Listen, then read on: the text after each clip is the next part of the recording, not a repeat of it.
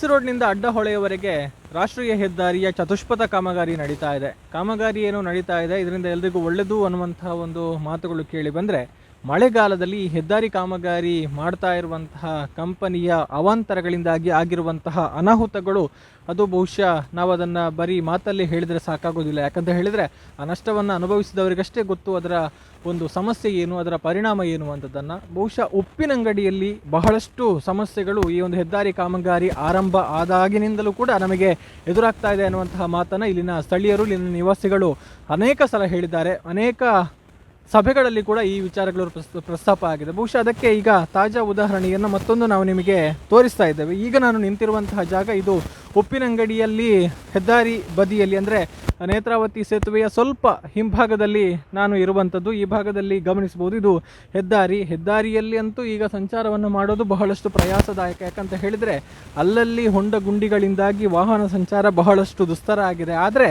ಅದು ಓಕೆ, ಕಾಮಗಾರಿ ನಡೆಯುವಂಥ ಸಂದರ್ಭದಲ್ಲಿ ಅದು ಇದ್ದದ್ದೇ. ಒಂದಷ್ಟು ಸಮಸ್ಯೆಗಳು ಎದುರಾಗುತ್ತೆ, ಅದನ್ನು ನಾವು ಸಹಿಸಿಕೊಳ್ಳಬೇಕು ಅನ್ನುವಂಥದ್ದು ಒಂದು ಒಪ್ಪಿಕೊಳ್ಳಬಹುದಾದಂತಹ ವಿಚಾರ. ಆದರೆ ಹೆದ್ದಾರಿಯ ವಿಚಾರವನ್ನು ಬಿಟ್ಟು, ಅಂದರೆ ರಸ್ತೆಯ ವಿಚಾರವನ್ನು ಬಿಟ್ಟು ಬದಿಯಲ್ಲಿ ನಾವು ಗಮನಿಸಿದರೆ ಇದಕ್ಕೆ ಯಾರು ಹೊಣೆ, ಇದಕ್ಕೆ ಏನು ಹೇಳೋದು ಅನ್ನುವಂತಹ ಪ್ರಶ್ನೆ ಖಂಡಿತ ಉದ್ಭವವಾಗುತ್ತೆ. ಯಾಕಂತ ಹೇಳಿದರೆ ನೀವು ಈಗ ನೋಡ್ತಾ ಇರುವಂಥದ್ದು ಇಲ್ಲಿ ಹೆದ್ದಾರಿ ಬದಿಯಲ್ಲಿ ಇರುವಂತಹ ಒಂದು ತೋಟ ಏನಿದೆ, ಒಂದು ಬಯಲು ಪ್ರದೇಶ ಏನಿದೆ, ಅದಕ್ಕೆ ಅಡ್ಡಲಾಗಿ ನಿರ್ಮಾಣ ಮಾಡಿದಂತಹ ತಡೆಗೋಡೆ, ಕಾಂಕ್ರೀಟ್ನ ತಡೆಗೋಡೆ ಅನ್ನುವಂಥದ್ದನ್ನು ನೀವು ನೋಡಬಹುದು. ಆ ಕಾಂಕ್ರೀಟ್ನ ತಡೆಗೋಡೆಯ ಸ್ಥಿತಿ ಏನಾಗಿದೆ, ಇನ್ನೂ ಕೂಡ ಕಾಮಗಾರಿ ಕಂಪ್ಲೀಟ್ ಆಗಿಲ್ಲ.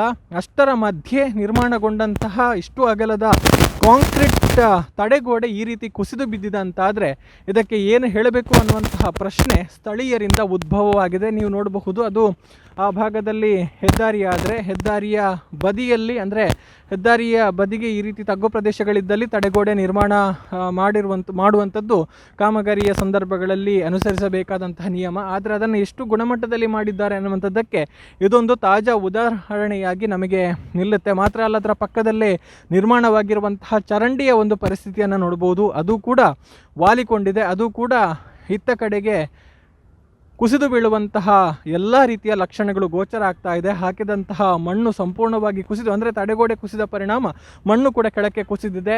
ಇತ್ತೀಚೆಗಷ್ಟೇ ಅಳವಡಿಕೆಯಾಗಿರುವಂತಹ ಕಾಂಕ್ರೀಟ್ನ ವಿದ್ಯುತ್ ಕಂಬಗಳು ಕೂಡ ಯಾವ ರೀತಿ ವಾಲಿಕೊಂಡಿದೆ ಅನ್ನುವಂಥದ್ದನ್ನು ನೀವು ನೋಡಬಹುದು. ಇನ್ನು ಅತ್ತ ಕಡೆ ಗಮನಿಸಿದರೆ ಕೆಳಭಾಗದಲ್ಲಿರುವಂಥದ್ದು ತೋಟ. ಬಹುಶಃ ಈಗ ನಮಗೆ ಅಲ್ಲಿ ತೋಟದಲ್ಲಿ ಯಾವುದೇ ರೀತಿಯಲ್ಲಿ ಅಡಿಕೆ ಮರಗಳು ಕಾಣಸಿಗ್ತಾ ಇಲ್ಲ. ಎಲ್ಲೋ ಒಂದಷ್ಟು ಯಾವುದೇ ರೀತಿಯ ಒಂದು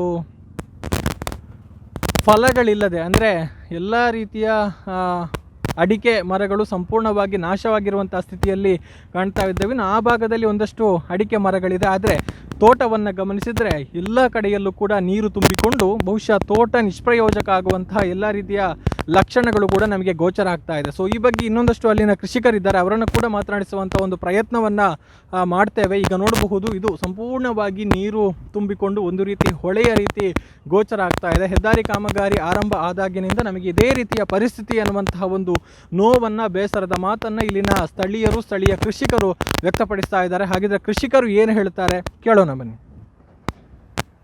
ಈಗ ಈ ತೋಟದ ಬದಿಯಲ್ಲೇ ನಾವಿದ್ದೇವೆ. ನೋಡ್ಬೋದು, ಹೆದ್ದಾರಿ ಬದಿಯಲ್ಲಿರುವಂತಹ ಈ ತೋಟ ಸಂಪೂರ್ಣವಾಗಿ ನಾಶ ಆಗುವಂತಹ ಅಪಾಯ ಎದುರಾಗಿದೆ. ನಮ್ಮ ಬೆಳೆ ಎಲ್ಲವೂ ಕೂಡ ಹಾಳಾಗಿ ಹೋಗ್ತಾ ಇದೆ ಅನ್ನುವಂತಹ ಬೇಸರ ಇಲ್ಲಿನ ಸ್ಥಳೀಯ ಕೃಷಿಕರನ್ನು ಕಾಡ್ತಾ ಇದೆ. ಬಹುಶಃ ಈ ಹಿಂದೆ, ಅಂದರೆ ಈ ಮಳೆಗಾಲ ಆರಂಭಕ್ಕಿಂತ ಮುಂಚೆ ಶಾಸಕರ ನೇತೃತ್ವದಲ್ಲಿ ಒಂದು ಮುಂದಾಲೋಚನಾ ಸಭೆ ಕೂಡ ನಡೆಯಿತು. ಆ ಸಭೆಯಲ್ಲಿ ಕೂಡ ಮಾತನಾಡಿದಂತಹ ಸ್ಥಳೀಯರು ಈ ವಿಚಾರದ ಬಗ್ಗೆ ಪ್ರಸ್ತಾಪ ಮಾಡಿದ್ರು, ಇದಕ್ಕೆ ಏನಾದರೂ ಒಂದು ಪರಿಹಾರ ಆಗಬೇಕು ಅಂತ. ಆದರೆ ಈ ಬಾರಿ ಕೂಡ ಇದೇ ರೀತಿಯ ಒಂದು ಸನ್ನಿವೇಶ ಕಾಣ್ತಾ ಇದೆ ಅನ್ನುವಂಥದ್ದು. ಸೊ ಈಗ ನಮಗೆ ಈ ಮಾತನಾಡೋದಕ್ಕೆ ಇಲ್ಲಿನ ಸ್ಥಳೀಯ ಕೃಷಿಕರಾಗಿರುವಂಥ ಉಮೇಶ್ ನಾಯಕ್ ಅವರಿದ್ದಾರೆ, ಅವ್ರ ಜೊತೆ ಮಾತನಾಡಿಕೊಳ್ಳೋಣ.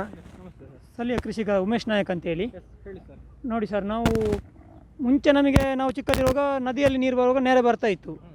ಮುಂಚೆ ನಮ್ಮದು ಭೂಮಿ ಎಲ್ಲ ಮುಳುಗ್ತಾ ಇತ್ತು, ಒಂದು 4 ದಿನ ನೀರು ಹೋಗ್ತಿತ್ತು. ಈಗ ಹಾಗೆಲ್ಲ, ಈಗ ಈ ರಾಷ್ಟ್ರೀಯ ಹೆದ್ದಾರಿ ಇದ್ದ ಕಾರಣ ನಮಗೆ ನಿರಂತರ ನೀರು ನಿಲ್ದಾಣ ಆಗಿದೆ. ಕಳೆದ ವರ್ಷ ನಾವು ನಿಂತು ಸಾಧಾರಣ ಒಂದು 200-300 ಗಿಡ ಅಷ್ಟು ತೋಟ ಸಸಿ ಹೋಗಿದೆ.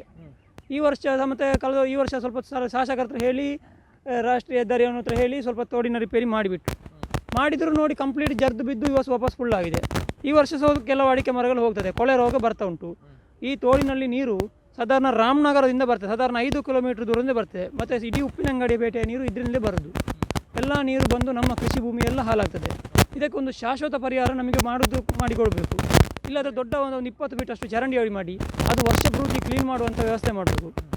ಇಲ್ಲಿ ಕೃಷಿ ಭೂಮಿ ಮುಳುಗಿದ್ರು ಸಾಧಾರಣ ಪಕ್ಕಕ್ಕೆ ಯಾರು ಅದೇ ಪೇಟೆಗೆ ನೀರು ಬಂದರೆ ಎಲ್ಲರೂ ಓಡಿ ಬರ್ತಾರೆ. ಪೇಟೆಯಲ್ಲಿ ನೀರು ಮುಳುಗಿದೆ ಅಂತ ನಮ್ಮ ಕೃಷಿ ಭೂಮಿ ಅಂದರೆ ಮಾತಾಡೋರೇ ಇಲ್ಲ. ಕಳೆದ ವರ್ಷ ನಾವು ಎಷ್ಟೋ ಬಾರಿ ಮಾತಾಡಿ ಶಾಸಕತೆಯಲ್ಲೂ ನಮ್ಮ ಭೂಮಿಯನ್ನು ನೋಡಲಿಕ್ಕೆ ಸಮೇತ ಬರಲಿಲ್ಲ. ಈ ವರ್ಷ ಸ್ಪಂದನೆ ಕೊಟ್ಟರು, ನೋಡಿ ಹೀಗೆ ಆಯಿತು. ಇದು ದೇವರು ಕೊಟ್ಟರು ಪೂಜಾರಿ ಬಿಡಲಿಲ್ಲ ಅಂತದಾಗಿದೆ ನಮಗೆ. ಆ ರೀತಿಯ ನಮಗೆ ಸಮಸ್ಯೆ ಆಗಿದೆ. ಈ ವರ್ಷ ನಮ್ಮ ತೋಟ ನೋಡಿ, ಇದು ನೀರು ಈಗ ನೆರೆ ಬಂದಿದ್ದ ನೆರೆ ಖಾಲಿಯಾದರೂ ಈ ನೀರು ಖಾಲಿ ಆಗೋದಿಲ್ಲ ಈ ವರ್ಷ. ಇದು ಹೀಗೆ ನಮಗೆ ನಿರಂತರ ಸಮಸ್ಯೆ. ದಯವಿಟ್ಟು ಇದಕ್ಕೆ ಸ್ಥಳೀಯರೊಂದು ಸ್ಪಂದಿಸಿ, ಇಲ್ಲಾಂದರೆ MLA ಶಾಸಕ ಯಾರೂ ಆಗ್ಬೋದು, ಇದಕ್ಕೊಂದು ಸ್ಪಂದಿಸಿ ನಮಗೆ ಶಾಶ್ವತ ಪರಿಹಾರ ಕೊಡಬೇಕಂತ ನಾವು ನಿಮ್ಮಲ್ಲಿ ಕೇಳಿಕೊಳ್ತೇನೆ. ಅಂದರೆ ಇಡೀ ಪೇಟೆಯ ಚರಂಡಿಯ ನೀರು ಈ ಮೂಲಕ ಹಾದು ಹೋಗ್ತದೆ. ಹೌದು, ಸಾಧಾರಣ 5 ಕಿಲೋಮೀಟರ್ ದೂರದ ನೀರು ಇದಕ್ಕೆ ಬರೋದು. ಇಡೀ ಉಪ್ಪಿನಂಗಡಿ ಬೆಟ್ಟದ್ದು ಮತ್ತು ರಾಮನಗರದ್ದು, ಇಡೀ ನಮ್ಮ ನಟ್ಟಿಬೈಲಿನ ಪರಿಸರದ್ದು ಎಲ್ಲ ಸಾಧಾರಣ ಒಂದು 25 ಜನರದ್ದು ಕೃಷಿ ಉಂಟು ಇಲ್ಲಿ. ಸಾಧಾರಣ 25 ಜನರ ಕೃಷಿ ಎಲ್ಲವೂ ಮುಳುಗಿಯೇ ಇರೋದು. ತೋಟಕ್ಕೆ ಒಂದು 5 ದಿವಸ ನೀರಿಟ್ಟರೆ ಚಿಕ್ಕ ಮರ ಹೇಗೆ ಹೋಗ್ತದೆ, ದೊಡ್ಡ ಮರ ಸಮೇತ ಬೀಳ್ತದೆ. ಅದು ಬುಗ್ಗಳ ಕಂಪಾಗಿ ಬೀಳ್ತದೆ. ನೋಡಿ ಇದೊಂದು ತೋಟ ನೋಡಿ, ನೀವು ಸ್ಥಳೀಯ ತೋಟ ನೋಡಿ ಹೇಗೆ ಆಗಿದೆ ಅಂತ ನಿಮಗೆ ತೋರಿಸ್ತೇವೆ ನೋಡಿ, ಅದು ಗೊತ್ತಾಗ್ತದೆ. ಕಾಂಕ್ರೀಟ್ ಚರಂಡಿಯಾಗಿ ಮಾಡಿಕೊಟ್ಟು ಇದಕ್ಕೊಂದು ಶಾಶ್ವತ ಪರಿಹಾರ ಮಾಡಬೇಕು. ನಾವು ರಾಷ್ಟ್ರೀಯ ಹೆದ್ದಾರಿ ಸಹ ಮನವಿ ಮಾಡಿದ್ದೇವೆ. ಎಲ್ಲ ನಮಗೆ ಅದು ರಾಷ್ಟ್ರೀಯ ಹೆದ್ದಾರಿಯಿಂದ ಆಚೆ ನಮಗೆ ಇದಿಲ್ಲ ಅಂತ ಹೇಳ್ತಾರೆ. ನಮಗೆ ಏನಿದ್ರು ನಮ್ಮ ಬಾರ್ಡ್ರ್ ಕಂಪೌಂಡ್ ಕಟ್ತೇವಲ್ಲ ನಾವು, ಇದು ಮಾಡಬೇಕು, ತಡೆಗೋಡೆ ಮಾಡ್ತೇವೆ, ಅಲ್ಲಿ ತನಕ ಮಾತ್ರ ಈಚೆ ನಾವು ಇಲ್ಲ ಅಂತ ಹೇಳ್ತಾರೆ. ಆದರೆ ನಾವು ಈಚೆ ಏನು ಮಾಡಬೇಕು? ಮೊದಲು ಇದ್ದ ಚರಂಡಿ ಅಲ್ವ ಇದು ಸಾಧಾರಣ ಎಷ್ಟೋ ವರ್ಷ ನಮ್ಮ ಅಜ್ಜನ ಕಾಲದ ತಾಯಿನ ತೋಡಲ್ವಾ, ಅದು ನಮಗೆ ಅಗತ್ಯ ಇಲ್ಲ, ನಮಗೆ ಅದು ನಾವು ಅದಕ್ಕೆ ಮಾತಾಡಲಿಕ್ಕೆ ಇದು ಮಾಡಲಿಕ್ಕಿಲ್ಲ ಅಂತ ಹೇಳ್ತಾರೆ. ಒತ್ತಾಯದಲ್ಲಿ ಈ ಸರ್ತಿ ಅವರು ಮಾಡಿದ್ದು ನಿಜವಾಗಿ ಅವ್ರು ಮಾಡುವವರ ನಾವು ಒತ್ತಾಯ ಮಾಡಿ ನಾವು ಅವರ ಕೈಕಾಲು ಬೇಡಿಕೊಂಡಕ್ಕೆ ಅವ್ರು ಮಾಡಿದ್ದು, ಇಲ್ಲಾಂದರೆ ಮಾಡೋದೇ ಇಲ್ಲ ಅಂತ ಹೇಳಿದ್ರು ಅವರು. ನಾವು ತುಂಬ ಸಮಸ್ಯೆ ಆಗಿ ಶಾಸಕ ಹೇಳಿದ ಕಾರಣ ಮಾಡಿಲ್ಲ, ಮಾಡೋದಿಲ್ಲ, ನಮಗೆ ಅದು ಇಲ್ಲ ಅಂತ ಹೇಳ್ತಾರೆ ಅವರು. ಆದರೆ ಇದಕ್ಕೆ ಯಾರು ಪರಿಹಾರ? ಅದರಿಂದಾಗಿ ಒಟ್ಟು ಕೃಷಿಕರಿಗೆ ಸಮಸ್ಯೆ ಆಗಿದೆ ನಮಗೆ. Thank you sir. ಇನ್ನೋರ್ವ ಸ್ಥಳೀಯರಿದ್ದಾರೆ, ಹರೀಶ್ ನಾಯಕ್ ನಟ್ಟಿಬೈಲ್ ಅವರು ಕೂಡ ಈ ಒಂದು ಕಾಮಗಾರಿಯ ಬಗ್ಗೆ ಬಹಳಷ್ಟು ಬೇಸರವನ್ನು ವ್ಯಕ್ತಪಡಿಸ್ತಾ ಇದ್ದಾರೆ. ಏನು ಹೇಳ್ತಾರೆ ಕೇಳೋಣ. ನಮಸ್ತೆ. ಈ ಕಾಮಗಾರಿ ಅಂತ ಹೇಳಿದರೆ ಈ ಹೈವೇ ಬದಿಯ ಒಣಗಿದ ಮಣ್ಣನ್ನು ಹಾಕಿ ಈ ತಡೆಗೋಡೆಯನ್ನು ಅತ್ಯಂತ ಅಗಲವಾಗಿ ಒಂದು 5 ಫೀಟ್ನಷ್ಟು ಅಗಲವಾದ ಬೆಡ್ಡನ್ನು ಹಾಕಿ 5, 4, 3, 2 ಹೀಗೆ ಏರಿಸ್ತಾ ಬರ್ತಿದ್ರೆ ಈ ತಡೆಗೋಡೆ ಏನಾಗ್ತಿರಲಿಲ್ಲ. ಆದರೆ ಅವರು ಏನು ಮಾಡಿದರು ಅಂತ ಹೇಳಿದರೆ ತುಂಬ ಆಳದಿಂದಲೇ ಅತ್ಯಂತ ತೆಳ್ಳಗಿನ ತಡೆಗೋಡೆಯನ್ನು ಮಾಡಿದ್ದಾರೆ. ಹಾಗೂ ಸಾವಿರಾರು ಲೋಡ್ ಮಣ್ಣು ಹಾಕಿದ ಕಾರಣ ಈ ಮಳೆಗಾಲದಲ್ಲಿ ಈ ಮಣ್ಣಿನ ಒತ್ತಡ ತಾಳಲಾರದೆ ಈ ತಡೆಗೋಡೆ ಬಿದ್ದಿದೆ. ಈ ತಡೆಗೋಡೆಯನ್ನು ಅಗಲವಾಗಿ ನಿರ್ಮಿಸಿದರೆ ಇಂಥ ಸಮಸ್ಯೆ ಬರ್ತಿರಲಿಲ್ಲ. ಅದೇ ಒಂದು ವೇಳೆ ಎಲ್ಲಿಯಾದರೂ ಕಾಂಕ್ರೀಟ್ ರೋಡಾಗಿ ವಾಹನ ಎಲ್ಲಿಯಾದರೂ ಸಂಚಾರದಲ್ಲಿರ್ತಾರೆ ಭಾರಿ ದೊಡ್ಡ ಅಪಾಯ ಆಗ್ತಾಯಿತ್ತು. ಆದರೆ ಸದ್ಯಕ್ಕೆ ಕಾಮಗಾರಿ ಆಗ್ತಾ ಇರೋ ಬಿದ್ದಿದೆ. ಆದರೆ ನಾವು ಬೇಸಿಗೆಗಾಲದಲ್ಲೇ ಇದರ ಬಗ್ಗೆ ಹೇಳಿದ್ದೆವು, ಇದು ತಡೆಗೋಡೆ ನಿಲ್ಲಕ್ಕಿಲ್ಲ ಅಂತೇಳಿ. ಅದೇ ರೀತಿಯಾಗಿ ಇದು ಬಿದ್ದಿದೆ. ಅಂದರೆ ತುಂಬ ಅಗಲವಾದ ತಡೆಗೋಡೆ ಮಾಡದ ಕಾರಣ ಇದು ಬಿದ್ದಿದೆ ಮತ್ತು ಕಾಮಗಾರಿ ಸಮರ್ಪಕವಾಗಿ ಅವರು ಮಾಡದ ಕಾರಣ ಈ ರೀತಿಯಾಗಿದೆ. ಅಕ್ಕಪಕ್ಕದ ತೋಟಗಳಿಗೆ ಕೂಡ ನೀರು ಹೌದು. ಆದರೆ ಅವರು ಚರಂಡಿಯನ್ನು ಸಮರ್ಪಕವಾಗಿ ಮಾಡದೆ ಮೊದಲಿನ ಹಳೆ ನ್ಯಾಷನಲ್ ಹೈವೇ ಅವರು ಕಲ್ಲಲ್ಲಿ ಕಟ್ಟಿದ್ರು, ಚರಂಡಿಗಳನ್ನು ಸಮರ್ಪಕವಾಗಿ ನಿಲ್ಲಿಸಿದರು. ಪೇಟೆಯಿಂದ ಮತ್ತು ಹಳ್ಳಿಯಿಂದ ಆಳವಾಗಿ ಚರಂಡಿಗಳನ್ನು ನಿರ್ಮಿಸಿ ಅತ್ಯಂತ ಸುವ್ಯವಸ್ಥಿತವಾಗಿ ನದಿಗೆ ನೀರು ಹೋಗುವೆ ಮಾಡಿದರು. ಅವರ ಎಲ್ಲ ಚರಂಡಿಗಳು ಈಗ ಅವರು KNRನವರು ಬಿಟ್ಟಂಥ ಹಳೆಯ ಚರಂಡಿಗಳು ಈಗ ಕೂಡ ಸುಸ್ಥಿತಿಯಲ್ಲಿವೆ. ಈಗ ಕೂಡ ಅದರಲ್ಲಿ ಪೇಟೆಯಲ್ಲಿ ನೀರು ಹೋಗ್ತಾ ಇದೆ. ಆದರೆ ಅವರು ನಿರ್ಮಿಸಿದಂಥ ಚರಂಡಿಯಲ್ಲಿ ನೀರು ಹೋಗ್ತಾ ಇಲ್ಲ. ಆದ ಕಾರಣ ಈ ನಮ್ಮ ನಟ್ಟಿಬೈಲಿಗೆ ಈ ನೀರಿನ ಸಮಸ್ಯೆ ಈ ರೀತಿಯಾಗಿ ಬಂದಿದೆ. ಮತ್ತು ನದಿಯಲ್ಲಿ ಕೂಡ ಹಾಗೆ. ನದಿಯಲ್ಲಿ ಮೊದಲು ಹೇಗಂತ ಹೇಳಿದರೆ ಎಲ್ಲ ಮರಳು ದಿಬ್ಬಗಳನ್ನು ತೆರಳು ಮಾಡ್ತಾಯಿದ್ರು. ಮರಳು ದಿಬ್ಬಗಳನ್ನು ಮೊದಲು ಪ್ರತಿ ವರ್ಷ ಒಬ್ಬೊಬ್ಬರಿಗೆ ಇಡೀ ಒಂದು 5 ಎಕರೆ 6 ಎಕರೆ ಪ್ರತಿ ವರ್ಷ ಏಲಂ ಮಾಡ್ತಾಯಿದ್ರು ಹೊಯ್ಗೆಯನ್ನು. ಅಂಥ ಏಲಂ ಪ್ರಕ್ರಿಯೆಯನ್ನು ನಿಲ್ಲಿಸಿದ ಕಾರಣ ನದಿಯಲ್ಲಿ ಕೂಡ ಹೂಳೆತ್ತದೆ. ನದಿಯಲ್ಲಿ ದೊಡ್ಡ ದೊಡ್ಡ ದಿಬ್ಬಗಳಾಗಿ ಹುಲ್ಲಿನ ಗುಡ್ಡಗಳಾಗಿ ಅದು ನದಿಯ ನೀರನ್ನು ಕಟ್ತಾ ಇದೆ. ಮತ್ತು ನದಿಯಲ್ಲಿ ಎಲ್ಲ ಕಡೆ ಕೂಡ ಅವೈಜ್ಞಾನಿಕವಾದ ಕಾಮಗಾರಿಗಳು ಏನಂತ ಹೇಳಿದರೆ ಪುತ್ತೂರು ವಾಟರ್ ಸಪ್ಲೈಗೋಸ್ಕರ ಒಂದು ಡ್ಯಾಮ್ ಮಾಡಿದರು. ಆ ಡ್ಯಾಮ್ ಮಾಡಿ ಕಾಂಟ್ರಾಕ್ಟ್ ತಗೊಂಡಂಥವ್ರು ಏನು ಮಾಡಿದರು ಅಂತ ಹೇಳಿದರೆ ಅದನ್ನು ಆಳವಾಗಿ ಫೌಂಡೇಶನ್ ಹಾಕುವಾಗ ತೆಗೆದಂಥ ಕಲ್ಲನ್ನು ಇಡೀ ನದಿಯಲ್ಲಿ ಹರಡಿದರು. ನದಿಯಲ್ಲಿ ಹರಡಿದಾಗ ಎಲ್ಲ ಹೊಂಡಗಳು ತುಂಬಿ ಹೋಯಿತು. ಆದ ಕಾರಣ ನದಿ ಆಳ ಕಡಿಮೆ ಆಯಿತು. ಅದರ ನಂತರ ಮೇಲುಗಡೆ 2 ಪವರ್ ಪ್ರಾಜೆಕ್ಟ್ ಆಯಿತು. ಒಂದು ಬಂಡಡಿಯಲ್ಲಿ, ಒಂದು ನಂದಿನಗರ ಹತ್ರ ಹಿಂದುಗಡೆ. ಆ 2 ಪವರ್ ಪ್ರಾಜೆಕ್ಟ್ ಕೂಡ ನಿಂತು ಹೋದರು. ಅವರು ಹೊಡೆದಂಥ ಕಲ್ಲನ್ನು ಅವರು ಕೂಡ ಹಾಗೆ ಇಡೀ ನದಿಯಲ್ಲಿ ಹರಡಿದರು. ಅಲ್ಲಿ ಕೂಡ ನದಿ ಹೀಗೆ ನದಿಯಲ್ಲಿ ಅಲ್ಲಲ್ಲಿ ಮಾಡಿದಂಥ ಕಾಮಗಾರಿ ಕಲ್ಲನ್ನು ನದಿಯ ಬದಿಗೆ ತಡೆಗೋಡೆಗಳಿಗೆ ಹಾಕದೆ ನದಿಯ ಮಧ್ಯೆಯಲ್ಲಿ ಹಾಕಿದ ಕಾರಣ ಇಂಥ ಅವ್ಯವಸ್ಥೆ ಆಯಿತು. ಹಾಗಾಗಿ ನದಿಗಳೆಲ್ಲ ಅಲ್ಲಲ್ಲಿ ತುಂಬಿ ನದಿ ತನ್ನ ಪಾತ್ರವನ್ನು ಬದಲಿಸಬೇಕಾಗ್ತದೆ. ಅಂದರೆ ಇಷ್ಟು ದೊಡ್ಡ ಸುಬ್ರಹ್ಮಣ್ಯ ಘಾಟಿ ಸೆಕ್ಷನಲ್ಲಿ ಇಷ್ಟು ದೊಡ್ಡ ಮಳೆ ಬರುವಾಗ, ಅಷ್ಟು ದೊಡ್ಡ ನೀರು ಬರುವಾಗ ಅದನ್ನು ತಾಳಿಕೊಳ್ಳಿಕ್ಕೆ ನದಿಗೆ ಈಗ ಆಗುವುದಿಲ್ಲ. ಮೊದಲು ಆಳ ಇತ್ತು, ಬೇಕಾದಷ್ಟು ಹರಿದು ಹೋಗ್ತಾ ಇತ್ತು. ನಾನು ಕಳೆದ 40 ವರ್ಷದಿಂದ ಈಗ ಗಮನಿಸ್ತಾ ಇದ್ದೇನೆ. ನನಗೆ 49 ವರ್ಷ ಇದು. ನಾನು ಸಣ್ಣಂದಿಲಿಂದ ಗಮನಿಸ್ತಾ ಇದ್ದರೆ ನಾವು ಇಲ್ಲಿ ಎಲ್ಲ ಗದ್ದೆಯಲ್ಲಿ ಕೂಡ ಕೃಷಿ ಮಾಡ್ತಾಯಿದ್ದೆವು, ಭತ್ತ ಮಾಡ್ತಾಯಿದ್ದೆವು. ಭತ್ತ ಎಲ್ಲ ಚೆನ್ನಾಗಿ ಆಗ್ತಾಯಿತ್ತು. ಆವಾಗ ನದಿಯಲ್ಲಿ ಅದರ ಮಟ್ಟವನ್ನು ಅದು ಕಾಯ್ದುಕೊಳ್ತಾ ಇತ್ತು. ಎಷ್ಟು ಮಳೆ ಬಂದರೂ ಆ ನೀರು ಹೋಗ್ತಾಯಿತ್ತು. ತುಂಬ ಮಳೆ ಬಂದರೆ ಸಂಗಮ ಆಗ್ತಾಯಿತ್ತು. ಸಂಗಮದ 2 ದಿನದಲ್ಲಿ ನದಿಯಲ್ಲಿ ನೀರು ಖಾಲಿ ಆಗ್ತಾಯಿತ್ತು. ಆದರೆ ಈಗ ಆ ರೀತಿ ಆಗ್ತಾ ಇಲ್ಲ. ಯಾಕಂತ ಹೇಳಿದರೆ ಅದೇ ನದಿಯಲ್ಲಿ ಅವೈಜ್ಞಾನಿಕ ಕಾಮಗಾರಿಯಿಂದಾಗಿ ಈ ರೀತಿಯ ಸಮಸ್ಯೆಗಳಾಗ್ತಾ ಉಂಟು. ಮತ್ತು ಅದು ನ್ಯಾಷನಲ್ ಹೈವೇ ಕೂಡ ಹಾಗೆ KNR ಕಾಮಗಾರಿಯನ್ನು ಸಮರ್ಪಕವಾಗಿ ನಿರ್ಮಿಸಿದರೆ ಅಥವಾ ಚರಂಡಿಗಳು ನಿಲ್ಲಿಸಿದರೆ ಈಗ ಆಗ್ತಿರಲಿಲ್ಲ. ಎಲ್ಲ ಕಡೆ ಬಹುಶಃ KNR ಕೆಲಸ ಕಂಪ್ಲೀಟ್ ಆದ ನಂತರ ಬಹುಶಃ ಇದಕ್ಕೆಲ್ಲ ಮುಕ್ತಿ ಸಿಗ್ಬೋದು. ಒಂದು ವರ್ಷ ಕಾಯಬೇಕಾಗಿತ್ತು ನಾವು. 2 ಡಬಲ್ ರಸ್ತೆ ಕಂಪ್ಲೀಟ್ ಆದರೆ ಬಹುಶಃ ರಸ್ತೆ ಚೆನ್ನಾಗಿ ಆಗ್ಬೋದು ಮತ್ತು ಕಾಮಗಾರಿ ಚೆನ್ನಾಗುವುದು ನಮ್ಮ ಆಶಯ. ಇಲ್ಲಿಗ ನೀರು ನಿಲ್ಲುವಂಥ ಸಮಸ್ಯೆ, ಇದಕ್ಕೆ ಸ್ಥಳೀಯರಾಗಿರೋ ನಿಮ್ಮ ಪ್ರಕಾರ ಏನು ಪರಿಹಾರ, ಹೇಗೆ ಮಾಡಿದರೆ ಈ ಎಲ್ಲ ಸಮಸ್ಯೆಗಳನ್ನು ಸರಿಪಡಿಸ್ತಾರೆ? ಇದಕ್ಕೆ ಅಗಲವಾದ ಒಂದು 10 ಫೀಟ್ನ ತೋಡು ಮಾಡಿ ಅದಕ್ಕೆ ಗಟ್ಟಿಯಾದ ಬೆಡ್ ಹಾಕಿ ಸರಳಾಗಿ ಒಂದು ಚಂದದ ಕಾಂಕ್ರೀಟ್ ತೋಡು ಮಾಡಿದರೆ ಬಹುಶಃ ಸುವ್ಯವಸ್ಥಿತವಾಗಿ ನೀರು ಹೋಗ್ಬೋದು. ಮಳೆಗಾಲದಲ್ಲಿ ಕ್ಲೀನ್ ಮಾಡಲಿಕ್ಕೂ ಸುಲಭ. ಈ ರೀತಿ ಆದರೆ ಎಲ್ಲ ನೀರು ಕೂಡ ಬಸಿದು ಚೆನ್ನಾಗಿ ನದಿಗೆ ಹೋಗ್ಬೋದು ಅನ್ನೋ ನನ್ನ ಅಭಿಪ್ರಾಯ. ಉಪ್ಪಿನಂಗಡಿಯಲ್ಲಿ, ಪೇಟೆ ಬದಿಯಲ್ಲಿ, ಹೆದ್ದಾರಿ ಬದಿಯಲ್ಲಿ, ನಟ್ಟಿಬೈಲು ಪ್ರದೇಶದಲ್ಲಿ ಹೆದ್ದಾರಿ ಕಾಮಗಾರಿಯಿಂದ ಆಗ್ತಾ ಇರುವಂತಹ ಸಮಸ್ಯೆಗಳಾದರೆ, ಇನ್ನು ಹೆದ್ದಾರಿಯ ಉದ್ದಕ್ಕೂ ಕೂಡ ಎಲ್ಲೆಲ್ಲಿ ಕಾಮಗಾರಿಗಳೆಲ್ಲ ನಡೀತಾ ಇದೆಯೋ ಅಲ್ಲೆಲ್ಲೂ ಕೂಡ ಸಮಸ್ಯೆಗಳು ಕೂಡ ಕಂಡು ಬರ್ತಾ ಇದೆ. ಹಲವೆಡೆಗಳಲ್ಲಿ ಮನೆಗೆ ನೀರು ನುಗ್ಗಿ ಮನೆ ಜಲಾವೃತವಾಗಿದೆ, ಅಲ್ಲಿ ವಾಸ ಮಾಡೋದಕ್ಕೆ ಆಗದಂತಹ ಪರಿಸ್ಥಿತಿ ಉದ್ಭವವಾಗಿದೆ. ಹಲವಾರು ಕಡೆಗಳಲ್ಲಿ ಇದ್ದಂತಹ ಚರಂಡಿಗಳು, ಮೋರಿಗಳು ಮುಚ್ಚಿ ಹೋಗಿ ನೀರು ನಿಂತು ಕೆರೆಯ ರೀತಿ ನಿರ್ಮಾಣ ಆಗಿರುವಂಥದ್ದು. ಸೊ ಅದು ಕೂಡ, ಅದರ ಬಗ್ಗೆ ಕೂಡ ನಿಮಗೆ ಒಂದಷ್ಟು ದೃಶ್ಯಗಳನ್ನು ತೋರಿಸ್ತಾ ಇದ್ದಾವೆ ನಾವು.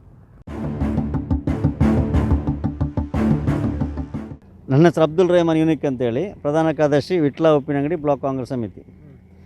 ಈ ನಮ್ಮ ಹೈವೇಯವರು ಈ ಒಂದು ಕಾಮಗಾರಿಯು ಬಹಳ ಕಳಪೆಯಾಗಿದೆ. ಯಾಕೆಂದರೆ ಉಪ್ಪಿನಂಗಡಿ ಎಂಬುದು ಒಂದು ಸಣ್ಣ ಊರು, 2 ಕಡೆ ನದಿ, ಒಂದು ನೇತ್ರಾವತಿ, ಒಂದು ಕುಮಾರಧಾಮ. ಆ 2 ಮಧ್ಯದಲ್ಲಿರುವಂಥ ಒಂದು ಊರು ಚಿಕ್ಕ ಉಪ್ಪಿನಂಗಡಿ. ಈ ಉಪ್ಪಿನಂಗಡಿ ಏನಾಗಿದೆ ಅಂತ ಹೇಳಿದರೆ, ಇವರು ಸಮರ್ಪಕವಾದ ಇವರ ಪ್ಲ್ಯಾನ್ ಇಲ್ಲದೆ, ಚರಂಡಿ ವ್ಯವಸ್ಥೆಯನ್ನು ಸರಿಯಾಗಿ ಮಾಡದೆ ಈ ಒಂದು ಕೃತಕ ನೆರೆ ಇಲ್ಲಿ ಬರಲಿಕ್ಕೆ ಕಾರಣ. ಮುಖ್ಯವಾಗಿ ಉಪ್ಪಿನಂಗಡಿ ಮಾಡಬೇಕಾದ್ದು ಮೊದಲೇ ಅವ್ರಿಗೆ ಗೊತ್ತಿತ್ತು. ನಮ್ಮ ಬೈಪಾಸಿಂದ ಹಿಡಿದು ಆ ಒಂದು ಮೋರಿಗಳು ಪ್ರತಿ ದಿವಸ ಬ್ಲಾಕ್ ಆಗ್ತಾನೆ ಇತ್ತು. ಇದಕ್ಕೆ ನಾವು ಹಲವಾರು ಬಾರಿ ಪಂಚಾಯತಲ್ಲಿ ಮನೆ ಕೂಡ ಕೊಟ್ಟಿದ್ದೆವು. ಆದರೂ ಅದನ್ನು ಯಾವುದನ್ನು ಇವರು ಲೆಕ್ಕಿಸದೆ, ಯಾವುದೇ ಕಾರಣದ ಚರಂಡಿ ವ್ಯವಸ್ಥೆಯನ್ನು ಸರಿಯಾಗಿ ಮಾಡದೆ ಈ ಒಂದು ಕಾರಣಕ್ಕೆ ಈ ರೀತಿ ಒಂದು ನೆರೆ ಬಂದಿದೆ. ಮತ್ತು ನಮ್ಮ ನೆಕ್ಕಿಯಡಿಯಲ್ಲಿ ಒಂದು ಮನೆ ಈಗಾಗಲೇ ಜಲಾವೃತ ಆಗಿದೆ. ಅದಕ್ಕೆ ಮೊದಲು ಕೂಡ ನಾವು ಪಂಚಾಯತ್ ಬಗ್ಗೆ ನಾವು ಹೇಳಿದ್ದೆವು. ಅಲ್ಲಿ ಅವರು ಈ ಮತ್ತೊಂದು ಮನೆಗೆ ಹೈವೇ ಅವರು ದುಡ್ಡು ಕೊಡಲಿಲ್ಲ ಎಂಬ ಕಾರಣಕ್ಕಾಗಿ ಅಲ್ಲಿ ಏನು ಕೆಲಸ ಮಾಡಲಿಕ್ಕೆ ಆಗಲಿ ಎಂಬ ಆರೋಪ ಕೂಡ ಉಂಟು. ಅದೆಂತ ಸರಿಯಾಗಿ ನಮ್ಗೆ ಗೊತ್ತಿಲ್ಲ. ಆದರೆ ಅಲ್ಲಿ ಕರೆಕ್ಟ್ ಚರಂಡಿ ಸರಿ ಆಗ್ತಿದ್ದರೆ ಆ ಮನೆಯಲ್ಲಿ ಜಲಾವೃತ ಆಗ್ತಿರಲಿಲ್ಲ. ಮತ್ತು ಹೆದ್ದಾರಿ ಅವರದ್ದು ಕಳಪೆ ಕಾಮಗಾರಿಯಿಂದ ಈಗಾಗಲೇ ನಮಗೆ ಪ್ರತ್ಯಕ್ಷ ಸಾಕ್ಷಿ ದೊರೆತಿದೆ. ಉಪ್ಪಿನಂಗಡಿ ನಮ್ಮ ಹೈವೇ ಬದಿಯಲ್ಲಿರುವಂಥವರ ತಡೆಗೋಡೆಗಳು ಈಗಾಗಲೇ ಬಿದ್ದಿದೆ. ಇದಕ್ಕಿಂತ ಬೇರೆ ಉದಾಹರಣೆ ಬೇಕಾಗಿಲ್ಲ.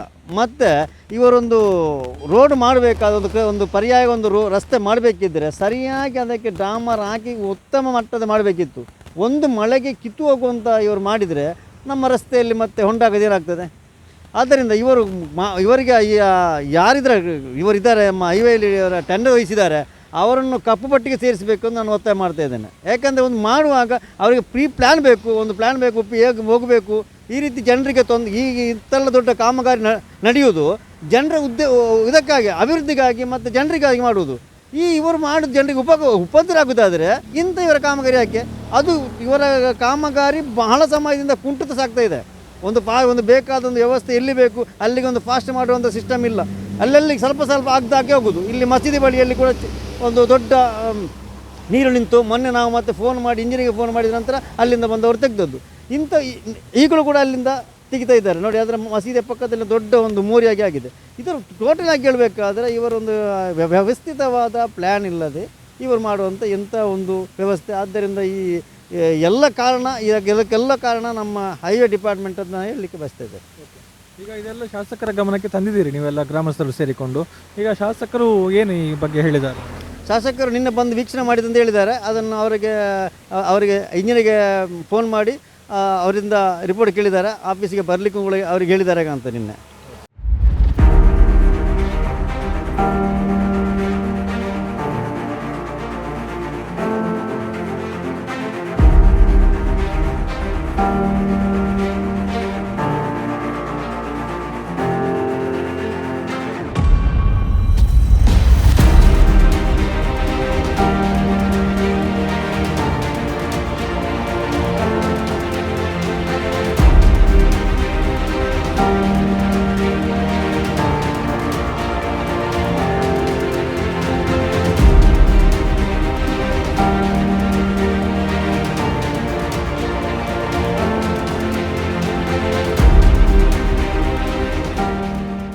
ರಾಘವೇಂದ್ರ ಅಂತೇಳಿ. ವೃತ್ತಿಯಲ್ಲಿ ನ್ಯಾಯವಾದಿಯಾಗಿ ಕೆಲಸ ಮಾಡ್ತಾಯಿದ್ದೇನೆ ಪುತ್ತೂರು ಕೋರ್ಟಲ್ಲಿ. ನಾವು ನಟ್ಟಿಬೈಲಿನ ಕೃಷಿ ಕುಟುಂಬದಿಂದ ಬಂದವು. ಸರಿಸುಮಾರು 2016ರಿಂದ ರಾಷ್ಟ್ರೀಯ ಹೆದ್ದಾರಿ ಅಗಲೀಕರಣ ಕಾಮಗಾರಿಗಳು ನಡೀತಾ ಇದೆ. ಕಳೆದ ವರ್ಷ ಸಹ ಕಾಮಗಾರಿಯಿಂದಾಗಿ ಒಂದಷ್ಟು ಚರಂಡಿ ವ್ಯವಸ್ಥೆ ಎಲ್ಲ ಸರಿ ಇಲ್ಲದ ಕಾರಣ ನಟ್ಟಿಬೈಲು ಪರಿಸರದ ಕೃಷಿ ತೋಟಗಳಿಗೆ ನೀರೆಲ್ಲ ನಿಂತು ಸುಮಾರು ತೋಟದ ಮಾಲೀಕರಿಗೆ ನಷ್ಟಗಳು ಸಾಗಿರುತ್ತದೆ. ಈ ಬಗ್ಗೆ ಯಾವುದೇ ಪರಿಹಾರವನ್ನು ರಾಷ್ಟ್ರೀಯ ಹೆದ್ದಾರಿಯಾಗಲಿ ಸರ್ಕಾರವಾಗಲಿ ನೀಡಿರುವುದಿಲ್ಲ. ಅಲ್ಲದೆ ಈ ಬಾರಿ ನಮ್ಮ ಮನವಿಯನ್ನು ಕೊಟ್ಟಿದ್ದೆವು. ಅದರ ನಂತರ MLA ಅವರು ಬಂದಿದ್ದರು ಸ್ಪಾಟಿಗೆ. ಅದಕ್ಕೆ ಸ್ಪಂದಿಸಿ ಚರಂಡಿಯನ್ನು ಮಾಡಿಕೊಟ್ಟರು. ಆದರೆ ಚರಂಡಿ ಮಾಡಿದ ಬದಿಯಲ್ಲಿ ತುಂಬ ಕನಿಷ್ಠ ಒಂದು 25 ಫೀಟ್ ಎತ್ತರದ ತಡೆಗೋಡೆ, 20-25 ಫೀಟ್ ಇರ್ಬೋದು ಎತ್ತರದ ತಡೆಗೋಡೆಯನ್ನು ಮಾಡಿದರು. ಆದರೆ ಆ ತಡೆಗೋಡೆಯನ್ನು ಮಾಡಿದಂತಹ ವ್ಯವಸ್ಥೆ ಸರಿಯಿಲ್ಲ. ಒಂದು ಸಮರ್ಪಕವಾದ ಇಂಜಿನಿಯರಿಂಗ್ ಪ್ಲ್ಯಾನ್ ಇಲ್ಲದಂಥ ತಡೆಗೋಡೆ, ಮತ್ತೊಂದು ಕಲಪೆ ಕಾಮಗಾರಿ ಅಂತೂ ಹೇಳ್ಬೋದು. ಯಾಕೆಂತ ಹೇಳಿದರೆ ಸಮರ್ಪಕವಾದ ಒಂದು ಪ್ಲ್ಯಾನಿಂಗ್ ಇಲ್ಲದಿದ್ದ ಕಾರಣ ಒಂದು ತಡೆಗೋಡೆ ಮುಗಿಚಿ ಬಿದ್ದಿದೆ. ಒಂದು ರಾಷ್ಟ್ರೀಯ ಹೆದ್ದಾರಿ ಕನಿಷ್ಠ 150 ವರ್ಷದ ಯಾವುದು ಪೂರ್ವ 150 ವರ್ಷದ ಫ್ಯೂಚರನ್ನು ಇಟ್ಟುಕೊಂಡು ಕೆಲಸ ಮಾಡಬೇಕಾದಂಥ ವ್ಯವಸ್ಥೆಯಲ್ಲಿ ಇವತ್ತು ಅದು ಖಾಲಿ 2-4 ತಿಂಗಳಲ್ಲಿ ಬೀಳುವಂಥ ಪರಿಸ್ಥಿತಿ ಬಂದಿದೆ. ಹಾಗಾದರೆ ಇನ್ನು 150 ವರ್ಷ ಬಾಳಬೇಕಾದಂಥ ರೋಡಿಲ್ಲಿ ಇರ್ಬೋದು, ಅದೇ ಇರಲಿಕ್ಕಿಲ್ಲ. ಈ ಕಾರಣಕ್ಕೋಸ್ಕರ ಇದು ಕಳಪೆ ಕಾಮಗಾರಿ ಅಂತ ಹೇಳ್ಬೋದು. ಇದಕ್ಕೋಸ್ಕರ MLA ಅವರಾಗಿರ್ಬೋದು, MP ಅವರಾಗಿರ್ಬೋದು ಕೂತ್ಕೆ ಸ್ಪಂದಿಸಿ ಒಂದು ಉಪ್ಪಿನಂಗಡಿ ಪರಿಸರಕ್ಕೆ ಮತ್ತು ದೇಶಕ್ಕೆ, ಒಂದು ರಾಷ್ಟ್ರೀಯ ಹೆದ್ದಾರಿ ಅಂತ ಹೇಳಿದರೆ ಉಪ್ಪಿನಂಗಡಿಯವರಿಗೆ ಮಾತ್ರ ಅಲ್ಲ, ಇಡೀ ದೇಶಕ್ಕೆ ಸಂಬಂಧಪಡ್ತದೆ. ಅದರಿಂದಾಗಿ ದೇಶದ ಅಭಿವೃದ್ಧಿಗೆ ಮತ್ತು ಮಂಗಳೂರು ಬಂದರನ್ನು ಸಂಪರ್ಕಿಸುವ ಅತಿ ಮುಖ್ಯ ರಸ್ತೆ ಆಗಿರೋದರಿಂದ ಇದನ್ನು ಪರ್ಫೆಕ್ಟಾಗಿ ಮಾಡಬೇಕು. ಮತ್ತು ಇದು ಇನ್ನೊಂದು 150 ವರ್ಷದ ದೂರದೃಷ್ಟಿಯನ್ನು ಇಟ್ಟುಕೊಂಡು ಈ ರಸ್ತೆಯನ್ನು ನಿರ್ಮಿಸಬೇಕು ಅಂತೇಳಿ ನಾನು ಒಬ್ಬ ನಾಗರಿಕನಾಗಿ ಆಗ್ರಹಿಸ್ತೇನೆ. ಎರಡನೇದಾಗಿ ಈ ತಡೆಗೋಡೆ ಈಗ ಪೂರ್ತಿ ಮಗುಚಿ ಬಿದ್ದಿದೆ. ಈಗಾಗಲೇ ನೀವು ಅದನ್ನು ನೋಡಿದ್ದೀರಿ, ಇದನ್ನು ವಿಡಿಯೋ ಕ್ಲಿಪ್ಸ್ ಮಾಡಿದ್ದೀರಿ. ಈ ತಡೆಗೋಡೆ ಮಗುಚಿ ಬಿದ್ದ ಕಾರಣ ಇದರಿಂದಾಗಿ ತುಂಬ ಈಗ ಚರಂಡಿ ವ್ಯವಸ್ಥೆ ಮಾಡಿದಂಥ ಚರಂಡಿ ವ್ಯವಸ್ಥೆ ಪೂರ್ತಿ ಮುಚ್ಚಲ್ಪಡ್ತದೆ. ಈ ಮುಚ್ಚಿದಂಥ ಚರಂಡಿಯಿಂದಾಗಿ ಇನ್ನಷ್ಟು ಕೃಷಿ ತೋಟಗಳಿಗೆ ನೀರು ಈಗಾಗಲೇ ನಿಂತಿದೆ. ಈ ನಿಂತ ನೀರಿನಿಂದಾಗಿ ಈಗ ಸುಮಾರು ಕೃಷಿಕರಿಗೆ ಇದರಿಂದ ನಷ್ಟ ಆಗ್ತದೆ. ಈಗ ಅಡಿಕೆ ತೋಟಗಳಲ್ಲಿ ನೀರು ನಿಂತ ತಕ್ಷಣ ಕೊಳೆ ರೋಗ ಪ್ರಾರಂಭ ಆಗ್ತದೆ. ಮತ್ತೊಂದು ಬುಡದಲ್ಲಿ ನೀರು ನಿಂತ ತಕ್ಷಣ ಗಾಳಿಗೆ ಇಡೀ ಅಡಿಕೆ ಮರ ಬೀಳುವಂಥ ಪರಿಸ್ಥಿತಿ ಇರ್ತದೆ. ಒಂದು ಅಡಿಕೆ ಮರ ಬಿತ್ತು ಅಂತಾದರೆ ಆ ಕೃಷಿಕನಿಗೆ ಮತ್ತೆ 5 ವರ್ಷ ಇನ್ಕಮ್ ಇರುವುದಿಲ್ಲ. ಮತ್ತೆ ಅವನು ವಾಪಸ್ ನಡಬೇಕು, 5 ವರ್ಷ ಪೋಷಿಸಬೇಕು. ಒಟ್ಟು ಅವನಿಗೆ ಕನಿಷ್ಠ 15,000ದಷ್ಟು ಹೊಸ ಗಿಡ ನಟ್ಟು ಅದು ಫಲ ಬರುವವರೆಗೆ ನೋಡಲಿಕ್ಕೆ ಖರ್ಚು ಬೇಕಾಗ್ತದೆ. ಮತ್ತು 5 ವರ್ಷದ ಉತ್ಪತ್ತಿಯೂ ಇರುವುದಿಲ್ಲ. ಈ ರೀತಿಯಲ್ಲಿ ಈ ರಾಷ್ಟ್ರೀಯ ಹೆದ್ದಾರಿಯ ಕಳಪೆ ಕಾಮಗಾರಿಯಿಂದಾಗಿ ನಟ್ಟಿಬೈಲಿನ ಕೃಷಿಕರೆಲ್ಲರಿಗೂ ಸಹ ತುಂಬ ಹಾನಿಯಾಗಿದೆ. ಎಲ್ಲ ಕೃಷಿಕರಿಗೂ ಸಹ ಯಾವೆಲ್ಲ ತೋಟದವರಿಗೆ ಹಾನಿ ಆಗ್ತಾ ಉಂಟು, ಯಾವುದೆಲ್ಲ ತೋಟದಲ್ಲಿ ನೀರು ನಿಲ್ತದೆ ಅವರಿಗೆಲ್ಲ ಸಹ ಪರಿಹಾರ ಕೊಡಬೇಕು ಅಂತೇಳಿ ನಾನು ಒಬ್ಬ ನಾಗರಿಕನಾಗಿ ಆಗ್ರಹಿಸ್ತಾ ಇದ್ದೇನೆ.